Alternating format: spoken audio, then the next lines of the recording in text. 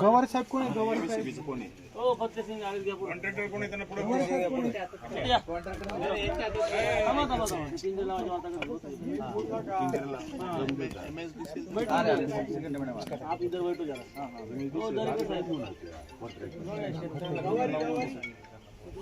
पुढे त्यांना जागा द्या ना पुढे इकडे पुढे मोठ्याचा आहे का तू माग राहू दे हो इकडे टाकीन लास्ट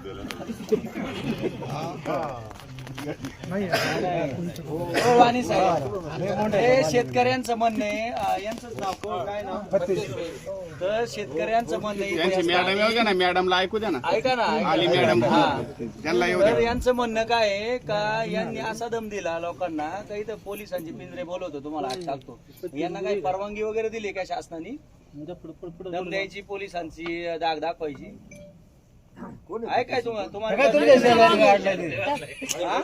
तसा जी आर घेऊन आले ते शासनाने आपल्याला उलटी आहे का शासनाने शासन बोले तो कौन? शासन बोले तो कलेक्टर भी आदमी, हम भी आदमी। आपके हाथ नहीं तुम क्या गुंडागिरी करने के लिए आए क्या? ऑर्डर है तुम ऐसा क्यों बोले? अगर तुम ऐसा क्यों बोले? तुम्हारे पास है क्या कोई साइड को जाकर छोड़ने को बोला है क्या आप गलत बात मत करो ना। मराठी आपल्या तालुक्याचे जे अधिकारी म्हणजे 2 तालुक्याचे ते एक्झिक्युटिव्ह गवारी साहेब एमएसीडी गवारी साहेब सांगतील गवारी साहेब काय विषय नाही बसून बोला काय हा बोला आता समजा आज या गावाचे त्यात अनेक गाव आहेत समजा आमचं गाव आहे ते कसं झाले जागा कशा केलेल्या आहेत किती अलॉटमेंट कशी झाली असं गावकऱ्यांचं की ह्याच गावाला एवढी स्क्वेअर फूट किंवा एवढी हेक्टर घ्यायची ही अलॉटमेंट तुम्ही कशी केली? ही अलॉटमेंट आपल्या सबस्टेशनच्या कॅपॅसिटीनुसार होती. आपली सबस्टेशन जवळचं इथं पिंपळगाव 5 मेगावॅटचं एका MWसाठी साधारणतः 3 ते 4 एकर जमीन लागते म्हणजे एक आपल्याला आता ह्या गावाला दिवसा लाईट द्यायची म्हणजे पंचक्रोशीला सगळ्या आणि हे गाव पण तर ह्याच्यासाठी आपल्याला तेवढी एक 4 ते 5 मेगावॅटचा प्लांट आपल्याला इथं करण्यासाठी 1 एकरला 4 मेगावॅट प्रमाणे जागा लागते. 2 हेक्टरमध्ये किती मेगावॅट होईल? 2 हेक्टरमध्ये 1 मेगावॅटच होईल म्हणजे 5 एकर हो 5 व्हायला पाहिजे नाही 1 मेगावॉटला 4 एकर जागा लागते साधारण 350-4 500-3.5 किती 1.5 एकर हे ऐका ना हे नियोजन करताना तुम्ही जेव्हा शासनाने GR काढले ग्रामपंचायतीकडे 2 हेक्टर जमिनीची मागणी केली त्या टाइमला तुमच्याकडे हे गोष्ट नव्हतं का? पिंपळगावला तुम्ही जी जागा अक्वायर केली होती तो प्रोजेक्ट का बंद केला तुम्ही?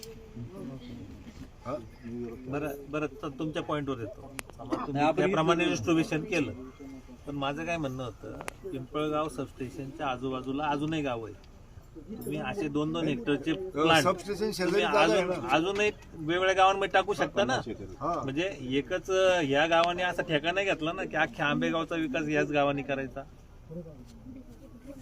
तर त्यांचं काय म्हणणं आहे की 2 हेक्टर द्यायला ते तयार आहे तुम्ही अजून परत सर्वे करा अजून आजूबाजूची जी गावं आहेत सगळ्या गावांना गायरान आहे त्या गावांचे 2-2 हेक्टर घ्या ना तुम्ही प्रोजेक्ट तसं फिजिबल होत नाही तुमच्या फिजिबल साठी 50 एकर जागा आहे एका फिजिबल तुमचं फक्त फिजिबल होण्यासाठी तुम्ही एकाच गावावर अन्याय नाही करू शकत नाही ते साहेब काय करायला पाहिजे त्या गावचं गायरान यापूर्वी गावाच्या ताब्यात सरकारने दिले आता कोणाची मंदिर असतील किंवा बैलगाड्याचे घाट आहे तिथं लोकहितार्थ जी जागा लागते ती सोडून उर्वरित जागा तुमची शिल्लक असेल त्याचा तुम्ही विचार केला पाहिजे पहिला प्लॅन केला पाहिजे गावाला जागा पाणी केली पाहिजे तुम्ही उपलब्ध कागद पत्रावर गायरान दिसते क्षेत्र दिसते त्याच्यावर तुम्ही टाकलेले हे असं एकंदर दिसते पण भौगोलिक परिस्थिती फिजिकली तिथं काय याचा विचारच केलेला नाही आता उदाहरण सांगतो आता आमचं नागापूरचं टाकले तुम्ही थापलिंगचं टाकलेलं आहे तो गायरान गट नंबर आता ऑलरेडी त्याची मागणी आम्ही सरकारकडे गेली का देवस्थानला ती जागा उपलब्ध आता तिथं पहिले पण एक पोलीस प्रशिक्षण केंद्र हे अंदाजे केलेलं आहे तुम्ही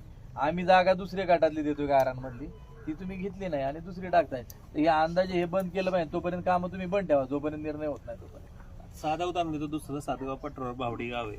त्या भावडी गावामध्ये तुम्ही शेतकऱ्यांना जो रस्ता जातोय तो वाटेचा बंद केला आणि तिथं तुम्ही तो सोलर प्लांट टाकला. शेतकऱ्यांचं म्हणणं काय, तुम्ही आमची चर्चा करा, कोणती जागा द्यायची आम्ही देतो ना. विरोध नाही जागेला कोणाचा, पण तिथं वस्तू या गावची यात्रा कुठे भरवायची आता? सुप्रीम कोर्टाने परमिशन दिली बैलगाड्या लाव धरायची. मग आता गावाने काय करायचं? ही संस्कृती आहे आपली. गावकऱ्यांचा विकासाला विरोध नाही, परंतु तुम्ही जो सर्वे करता किंवा तुमच्या पद्धतीने जे आरक्षण टाकताय त्याला विरोध आहे. त्यांचं म्हणणं आहे की आमच्याशी चर्चा करा. हे कोणी पाहिलेले तुमच्या डिपार्टमेंट? सिव्हिल वाले. सिव्हिलचं कोण? एक जिकडे तसं पाहिलं ना साहेब, बरं का, म्हणजे फक्त पोरं वाढवायची, सांभाळायची, त्यांचा झाडं उगवून नाही द्यायची ग्रामपंचायतीची जबाबदारी, कोणाला अतिक्रमण करून द्यायचं नाही त्या गावच्या सरपंचाची जबाबदारी, त्या ग्रामसेवकाची जबाबदारी. आणि त्या ग्रामसेवकाची ठरावावर सही आहे, सरपंचाची सही आहे 2.5 हेक्टरसाठी, त्याला कचऱ्याचा डबा आणि तुमच्या कायद्याला पहिला कचरा, चांगला टेबल बसायला.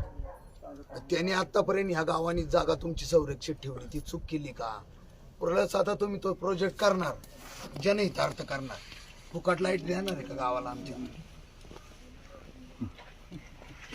आहे का फुकट? काय आहे का फुकट? काय आमच्या गावाला काय विषय नाही. आपल्याला लोकांना जे गावाला काहीच नाही. गाव सहकार्य करते आंबेगाव तरी तुमचं तालुक्याची तेच. यादी आहे की कोणकोणत्या गावामध्ये किती गायरान. तहसीलदार साहेब तर हे एवढी गायरानेला जागा आहे, तुम्ही याच्यात सर्वे करा ना व्यवस्थित. तुम्ही तुमची फिजिबिलिटी बघणार, शेतकऱ्याचं काय बघणार, मग त्या ग्रामस्थांचं काय बघणार? अहो पहिली गोष्ट डॉक्टर साहेब, हे जे गायरान चांडोली खुर्दच आहे ना, अहो यांनी मोजणी सुद्धा नाही केली, अंदाजे चाललंय. साईडनी 100 फूट सगळी जागा सोडून आहे सगळी बाजूनी आणि यांना जिथं काम चालू केले. काम बंद ठेवा, बाकी काय नाही. त्याच्या आपण काम बंद पाडायचं.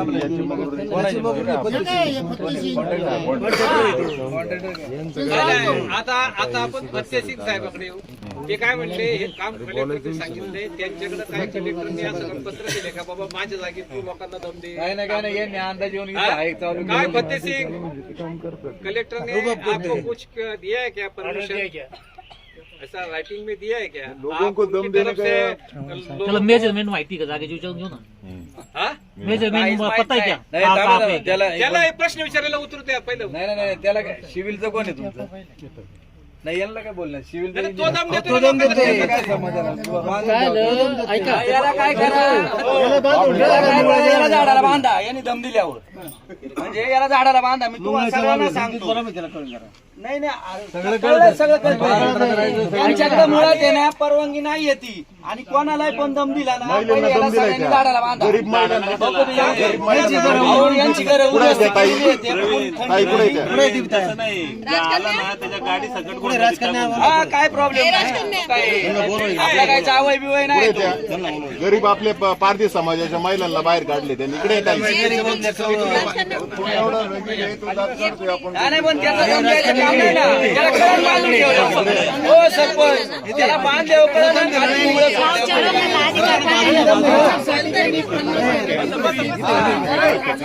दम दिला का? दम दिला का? 2 दिवसात लगेच मोडून टाका. वाघ फिरते तिथं, यांचे लहान लेकरं 8 दिवस 15 दिवस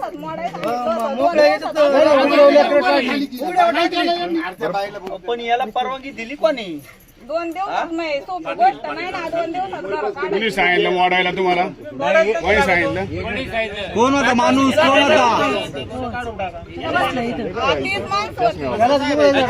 दाखल करा.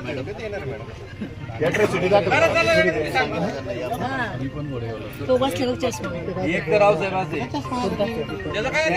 नाही हे बोलले, हे मला बोलले होते. हे साहेब आहेत ना, हे मला बोलले होते.